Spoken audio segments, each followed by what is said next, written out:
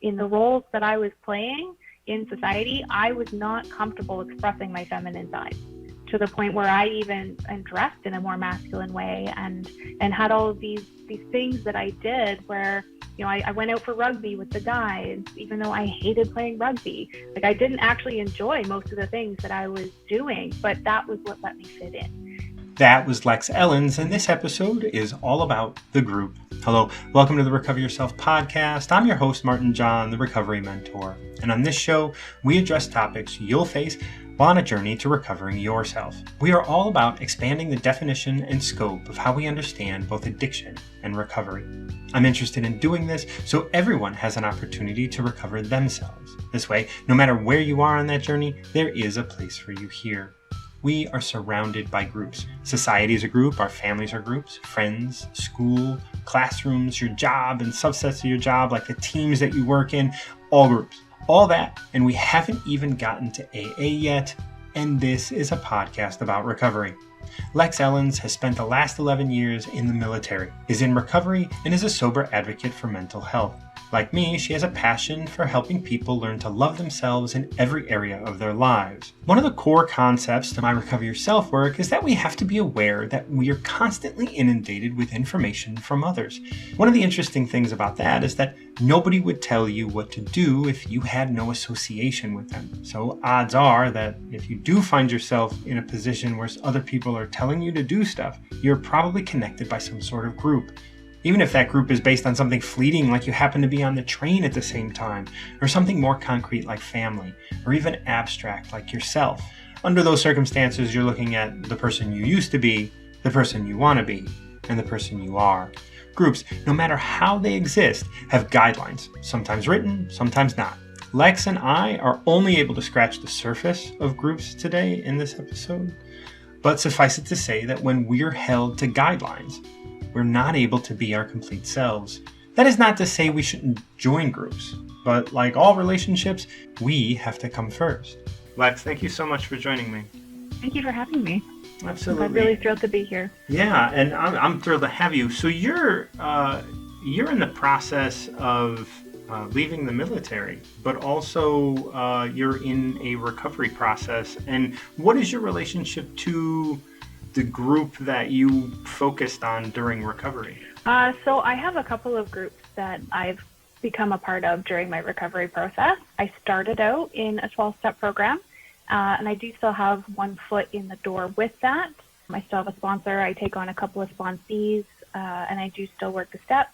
But I've kind of branched out to other recovery modalities, including Recovery 2.0. I love the fact that they combine the all-inclusive aspect of their 12 version of the 12 steps, as well as the fact that they include meditation at the beginning of their meetings and stuff like that. And I also run my own recovery support group once a week, where we dive into all of the things included in our recovery programs outside of just our 12-step fellowship.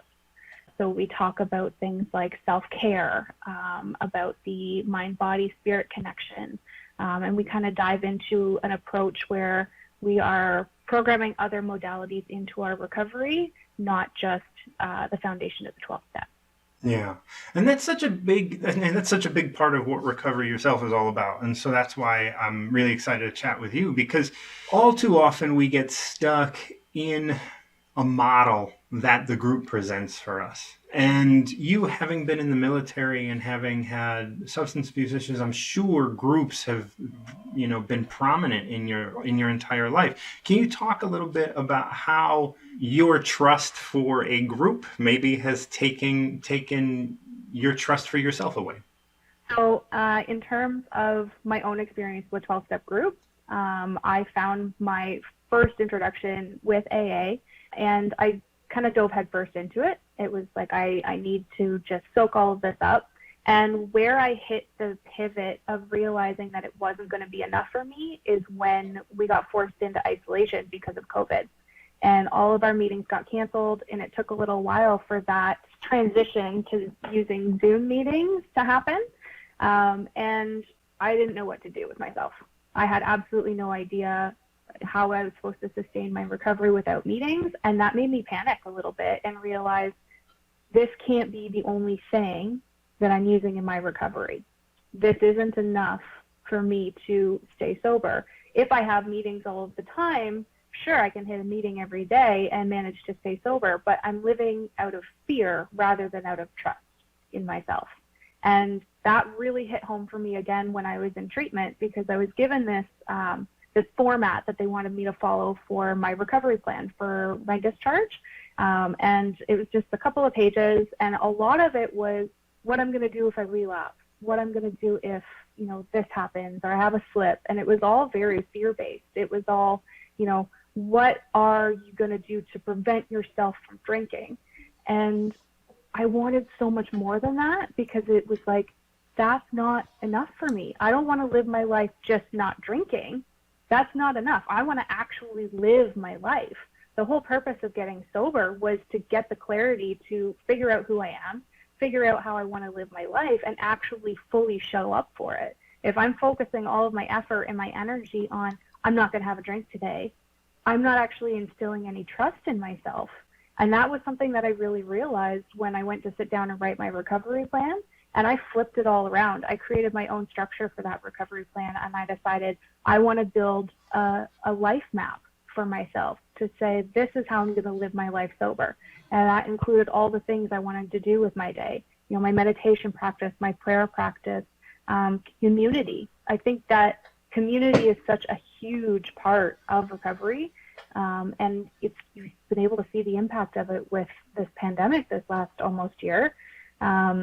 I need connection in my life, and getting it from a group where they have a set list of rules and guideposts for how you live your life isn't enough for me. I can follow rules. I've done it for the length of time I've been in the Army, 11 years of following rules, no problem. But I don't enjoy it. I like to actually show up as my true self and be who I am. And when I fit myself in one specific group, and I dedicate myself to one specific group, whether it's the military or AA or whatever it is, I limit myself. I put myself in a box and say, this is how I'm going to live my life, and everything that isn't this is wrong. And I didn't want that for myself, either in my recovery or just in my life in general. I wanted more than that. And that was why I made the decision when I was offered a medical release from the military. I took it. I said, yeah, I'm in, I'm ready, because I don't think that I can do that job and stay sober long term. I'd be white knuckling it. I'd still be pretending to be somebody else. I'd still be putting on that persona every day and showing up and pretending to be the person they need me to be. And I just don't want to live my life like that anymore. Yeah, there's a lot of parallels here, right? Like you're in the military and you drink because you want to fit in, and then you get into rehab, and then you don't drink to fit in, right? Like to follow these rules. And this is a real problem all around us, right? Like this isn't just recovery based. This isn't just military based. I'm super excited to talk with you about this because you have this military background, and because military is probably the most group that you can think of. And being yourself is just an act of defiance towards that group, right? Like to speak against AA or to speak against the group when you're in AA is a difficult thing. And what are some paths you had to take to get you through? What are some thought processes that you had to process, and what were the things that made you more you and not kind of fall back on the ease and comfort of the group? Well, I love that you called it an act of defiance, because it's exactly what it has felt like this entire journey. And it has been uncomfortable and scary. And there's been days where I almost didn't want to follow through with it or show up as myself. But a few of the big moments that I've had were I took a real hard look at how I was actually spending my time and what that time was bringing to me, whether that was bringing me joy or not. And I realized very quickly that I don't like to hit multiple meetings a day. I don't like to fill my calendar with only recovery stuff and really have that be my main focus, because it's the foundation that I build my life on, but it's not my whole life. And realizing that has been a really big piece of it for me, was I think at first, probably about 6 months in, I started to get recovery burnout because I was attending way too many meetings. I was listening to all these recovery podcasts. I was just constantly consuming all of this information. And I realized that I had to flip that around and take an approach of creating things in my life before consuming, not starting my day or starting the focus of my day with consuming other people's content. I had to shift that around and focus on self first thing in the morning and create a morning practice. That has been like the biggest game changer for me. And I had to realize that if I want to stay connected with myself, I have to constantly work on that relationship, just like I would any other relationship in my life. You know, I don't just lose contact with my best friend and hope that everything's still okay. You know, I won't go weeks without speaking and then be like, oh, hey, how's it going? Because that's not going to build that relationship, and we're going to lose a piece of that. And it's the same thing with myself. I have to show up for myself every day and check in. Hey, how are you doing today? How are you feeling? What do you need today? What can we create? What's on the agenda? Mm-hmm. And I do that in a relationship with my higher power, which I don't necessarily have one that word for. My word for my higher power is interchangeable. Universe, God, doesn't matter to me. It's all just the energy that created humankind in my mind. But fostering that relationship and the connection with myself has been really, really key. And then the other piece for that I think getting out of this fear mindset was learning that I could trust myself. And in order to do that, I had to constantly show up for myself and record it. I did a lot of journaling over, especially this first year of my recovery. I did journal almost every day, and I looked back on that when I was having those days when I didn't trust myself and I was afraid that I couldn't succeed, and just actually believe that I could stay sober and do the things I wanted to do by proving to myself by looking back on a regular basis. Okay, so can you speak a little bit to this idea of like, what am I going to experience within a group in order for me to understand like that I am still an individual?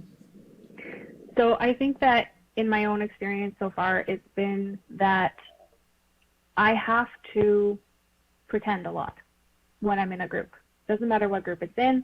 I try not to ruffle feathers. I should say I used to try not to ruffle feathers. And it was one of those things where I craved that validation that came from succeeding. I'm a recovering addict, recovering perfectionist, recovering overachiever. I'm in recovery for many, many, many things. And every group that I have been in over the years has enforced that model of perfectionism and pushing beyond what my actual limits are. And I got addicted to that as well. I craved the validation and attention that came from, look at me, I can fit in, look at how good I'm doing measuring up to your standards and your role for me. And it was really what got me by for a really long time, until it felt like it was starting to suffocate me, until it hit that point where I couldn't actually function properly. I didn't know who I was. I didn't know what success looked like for me. I spent so much time trying to achieve the success model that other people had placed on me and that society and groups had placed on me, that I didn't have a clue what I wanted. And I made this chaotic whirlwind of my life in the process of trying. I've been married and divorced twice. I've moved, I think, 33 times in 32 years, something outrageous like that. Like, I just kept bouncing from one thing to the next, trying to have it all, trying to fit in. You know, I have to have this house and this car and this job and all of these things. And I hit a point where I had all of that, and I was still miserable because I had no idea who I was. And I checked off all of these boxes that other people had for me, and then I was still drinking my way through my uncomfortable feelings because I didn't love anything that was in my life, including myself. Yeah. And I had to really hit a point where I realized that my view of happiness was so much more important than somebody else's. And that in order to actually find happiness and joy and peace in my life, I had to actually show up and be myself, because what I was pretending to be wasn't getting me anywhere except rock bottom. So groups, like we had talked briefly about groups having this masculine energy. Today, that model of masculine power dynamic is cracking under its own weight. Can you speak to the differences between the group, like living within a group versus living within yourself? So I spent most of my life living in my masculine energy, and I was proud of that. I wore it as a badge of honor because I was like, look at me go. I'm a woman in a combat trade, and I can be one of the boys. Look at me fit in. And I just pushed and strived, and I did really, really well. I topped 2 of my career courses, which, as the only female on the course, is not usually very common. And that actually still might be a record at the school. I have no idea, but my masculine energy served me really well in succeeding. But because I was pushing so far in one direction, I eventually ended up burning out. And I think that we are finally getting to a point as a society where we're realizing that it's not working. We cannot push ourselves that hard all the time long term without severe health risks to that. Having this epidemic of people suffering from addiction and mental health issues right now, and chronic illnesses, that we are putting so much stress on ourselves by trying to live in our masculine all the time, because that's what society has told us we're supposed to do, that we're burning out and we're falling apart. And this is exactly what ended up happening to me. Is I pushed so hard in my masculine energy for so long, and I pushed my feminine down because I was embarrassed of it. In the roles that I was playing in society, I was not comfortable expressing my feminine side, to the point where I even am dressed in a more masculine way, and had all of these things that I did where, I went out for rugby with the guys, even though I hated playing rugby. Like, I didn't actually enjoy most of the things that I was doing, but that was what let me fit in. And I disconnected for so long from my feminine side that it kind of came back full swing when I did decide that I was going to let that masculine energy go for a little bit. And the way that showed up is that I got rid of all structure. I stopped having any kind of hierarchy in my life, which it's dangerous, I think, to live too far into either one. It's supposed to be that balance. We talk about yin and yang, masculine and feminine, whatever it is that we actually want to call it. It is meant to be in balance. We need the structure of the masculine in our life in order to be able to remember to show up for a meeting or go get groceries. But we need the feminine piece in our life as well to be able to nurture and to love and to care. And not saying that men can't have those qualities, because masculine and feminine energy has absolutely nothing to do with gender whatsoever. I think that that's a big misconception that makes people uncomfortable talking about this. But I think that we're now at a point where so many people have burned out by trying to fit into that role that they realize there's got to be another way to do it. And, people like yourself having this podcast, and people out there leading with feminine business models for the first time, and showing people, you can have a 4-hour work week and still succeed and make a ton of money. Or, you can live this way and be able to have time with your family. And we're getting to this point where people are craving that connection with their feminine side. And I know that's what happened to me, is that I pushed so hard for so long that I was craving that connection with my feminine. I wanted to be able to feel things again, to be able to connect deeply and to care about other people, rather than being so career focused and just worried about, where's the money going to come from next. All right. How do groups fit into your practice today? So today I have a few groups that I'm still a part of. One of them being the alumni community from the treatment center that I went to. And it has become the foundation of my recovery meetings, because it is a very fluid and very feminine approach to how they go about the structure, where it, crosstalk is encouraged, open communication is encouraged, talk about anything relating to your recovery or your life. And that is what's in alignment for me now, the ability to dive into topics that other places people aren't comfortable talking about. We can do that in this group. So I have kept a few meetings a week for myself that I really, really love.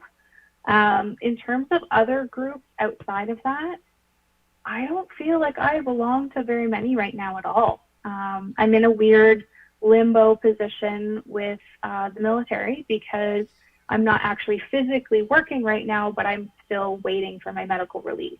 So I technically still belong under the umbrella of the military, but I don't actually go into the office anymore or show up for work. So it's been a weird place to be because I'm ready to let go of that piece of my life, but I'm still attached to it because I have to be until that process happens. Other than that, because of COVID, I haven't really engaged in any other groups lately. I'm not out joining a book club or a sports team or anything like that. So I don't have very many in my life because I went from, I basically went into recovery and then COVID hit. So the only connection I've really had with people are the people that I went to treatment with or the other people in that recovery community because of social distancing. So I'm kind of curious to see how I go about that in the future. It's going to be an evolving process and a journey. But I do know that one thing I'll do if I decide to branch out to other groups in the future is to really find out what their values are and to really look at, is this the right fit for me? Do I feel like I belong here? Or do I feel like I'm going to lose part of myself if I try to be a part of this community? And really asking myself those questions before I decide to get involved with any kind of group. We have to be able to understand there are two things at play. We're us, and the group is the group, and we can be part of the group, and we don't have to just be the group or to uphold the desires of the group and the stigmas and the assumptions and judgments and all of that. How would you kind of help somebody see that they or become aware of the differences between your group mind and your mind? That's something I've had to consciously work on even just for myself. Because I used to be a chameleon. I would be one person in one group, one person with my family, would just bounce around from whatever persona I had to wear. And I think it comes down to showing people how to actually discover themselves, whether that's through working with a coach, working with a therapist, a journaling practice, whatever it is. You have to be able to know who you are to be able to decipher what your beliefs and thoughts and values are from that of the group. It takes a lot of self-awareness and self-confidence as well to be able to speak up and say, this is who I am. This is what I believe in. And I find that if I don't have a regular practice, like a daily practice of meditation and stillness and journaling and really taking that time to connect with myself, I can quickly get wrapped up in the group mind. I can find myself having thoughts and having no idea where they came from and then realizing these aren't mine. These are not my beliefs. These are things that I'm picking up from people around me, because that was a really big habit of mine for a very long time. That was ingrained into who I was. It's like, when you are at work, this is who you are. When you are at home, this is who you are. When you're out with friends, you're a whole other person. And I had all of these roles that I played for so many years. It took me a long time to actually break free of them. And if I don't have that daily practice of connecting with myself, I can really quickly shift back to that mentality of this is who you should be versus this is who you actually are. Mm-hmm. And that's a razor thin line when we are in a group, especially if you are embraced by that group. I mean, I don't know how many people I have offended by having not been to an AA meeting in double digit years, 18 years or something. Like I've had people, I tell them I got 18 years, haven't been to a meeting in 17, and then they side eyeball me and they're like, oh my God, like you're going to slip up any minute. I was like, bitch, I got 17 years. I'm good. Like, so here I am, and that person doesn't know that they're judging me at all. They have no clue. And the reason they don't know is because it is so common within the group to do that it's not judgment, and it's not like in their mind. It is brought in like this. You're helping. She believes she's helping me by giving me that side eyeball, and this is the sort of thing that we as individuals need to be able to get away from, because you as an individual can't judge anybody. But once you're part of a group, judgment is now I have the backing of other people. Now I have the backing of society. I have the backing of AA. I have the backing of the military to tell me that I'm right in doing this. And so, thank you for chatting with me all about groups. I actually have one thought on that came up, and it's that I think that when you get to the point where you're offending people and you're ruffling feathers, and I might ruffle some feathers by saying this, it's a good sign that you're actually figuring out who you are. Because the real me, the authentic me, the not trying to people please and pretend to be somebody else version of me, the true me, I regularly piss people off or ruffle feathers or offend somebody because I'm not everybody's cup of tea, and I never will be. Like, I am who I am, and not everybody's going to like that. And when you get to that point where other people are reacting, sometimes in a negative way, to who you are, it's actually a sign that you're being who you really are a lot of the time. Because if I'm people pleasing and pretending to be someone I'm not, then everyone's like, yay, go you, look at you go. As opposed to, well, I don't like that point of view, but that's okay. We don't have to agree, but this is who I am and this is what I believe. And I've had that happen a lot in the decisions that I've made in this last year to really embrace who I am and to step away a little bit from the group. I've ruffled a few feathers, but I am who I am now. I'm going to ruffle your feathers. So I agree with that early on. I do. I think that you have to try things on. And sometimes trying things on means your pendulum swings a little further than it need to. And like you said, the last year, you've been, early in your sobriety, you're kind of doing your thing. You're trying to figure your shit out. In doing that, I would suggest, and this isn't bad by any stretch. I just think that the statement that you're going to piss people off is a little off base. And this is just my experience. I pissed people off, but I wasn't being who I was. I was finding who I was. Because like someone asked me this about 2 years ago. They were like, "Has anybody does anybody get mad at you?" And I'm just like, I don't know. Like the last time someone got mad at me was like a couple years ago or whatever. And the reason being, and the reason that I think it is because I can be myself completely, right? I'm not trying to be myself. I'm not trying to find myself. I can be present in this, and I can say, oh, no, that's not for me, without having to make a stand. Like, I don't have to make a stand. I don't have to be right. I don't have to have you hear me. I can just do what I need to do without it being attached to anything about my identity.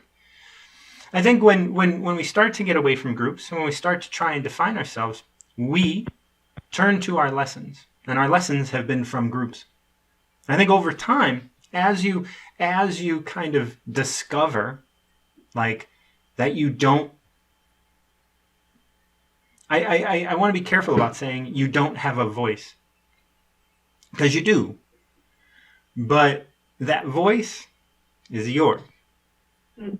And when we attempt to be heard, or when we attempt to have other people agree with us, that's always a sticky thing, because like, see, I mean, even this, like, even this kind of back and forth, like, I'm in my mind, you're not upset that I said that. Like, you're not, like, you hear it. You hear it because I'm being me. I'm being like, you know what?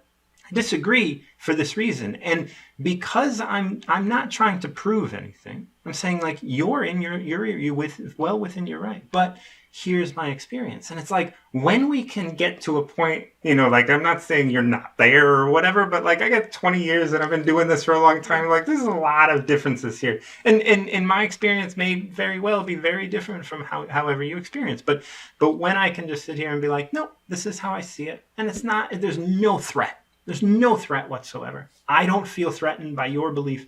And I would hope that you don't feel threatened by mine. And we both kind of like can now symbiotically grow and contribute to the whole.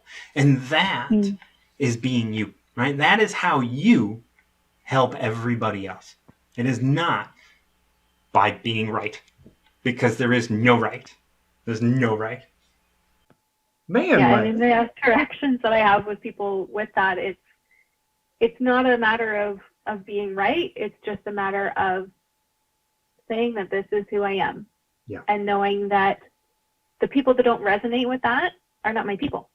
Right. And it's helped me to discover who my actual true groups and true friends are, because the people that love me exactly as I am are the people that need to be in my life. And I totally agree with the pendulum thing, because I feel that anytime that we try to make a big drastic change in our lives, like leaving a job or entering recovery or any of those major transitions, we tend to swing the polar opposite direction of what has been our norm, and then learn the lessons from that, and then end up somewhere back in the middle, in that comfortable, balanced ground. And I think I'm finally, thankfully, the pendulum is getting closer to middle. Yeah, it's a little more comfortable. and it's never a pendulum doesn't stop swinging. And there's no destination. Too many of us, and this is a group problem. The group wants you to reach a destination. And when you reach the destination, it'll pat you on the back and it'll do everything that it can to get you to continue to stay in that group. But there is no destination. And the minute that you believe there's a destination, the minute, like, even when I work with people one-on-one, like, I always tell them, look, there's no end here. Like, this is your work, and this is what you will continue doing for the rest of your life. But you have to just continue doing it. And it's not that there is, I get too many people that say, I've been doing this for a long time. I don't care if you started yesterday or if you've been doing it for 15 years, like, you're still where you are.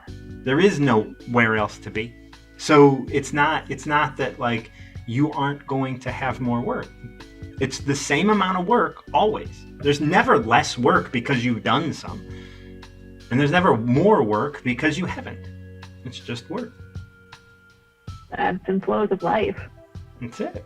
There's nothing. It's just enjoy the ride. Yeah. Lexx, thank you so much for joining me. I'm really glad that we were able to chat. Me too. Thank you so much, Martin. Absolutely. I want to thank Lexx for sharing her growth with us. This episode does paint groups in a bit of a bad light, but if you're interested in recovering yourself completely, the group, any group, cannot dictate who you are or what you should be doing or thinking. We all align with certain aspects of groups, and without groups or communities, we would be scattered to the wind. So I don't want this episode to state that groups are bad. Actually, they're essential, but they're only a part of our journey. Groups and communities and every relationship we have are all about learning about ourselves. When we do join a group, we may be in those groups forever. Well, that isn't likely. But if it's true, are the ideas of the group more important than our own? Or are our ideas just reflecting those of the group? It is important to be curious about our actions. Without adding awareness to them, we can get caught up in living lives that we have little or no interest in. Now, you can find links to contact and learn more about Lexx and what she is doing in the description of this episode. Please rate and review this podcast or leave comments for this episode to help me better create helpful content. Support this show at anchor.fm or support me and my work at Patreon, where you will get access to unedited content as well as writings and access to supporter group portrait sessions with me. I host workshops regularly, which are both open to the public and are a source of continuing education units for professionals. I also take a limited number of one-on-one clients every month, so contact me through martinjohn.com when you're ready to work together. I also accept financial support through Venmo at martinjohn_Garcia. So if you benefit from listening to this content, please consider supporting my efforts. Thank you for listening to the Recover Yourself podcast. And until next time, keep recovering yourself.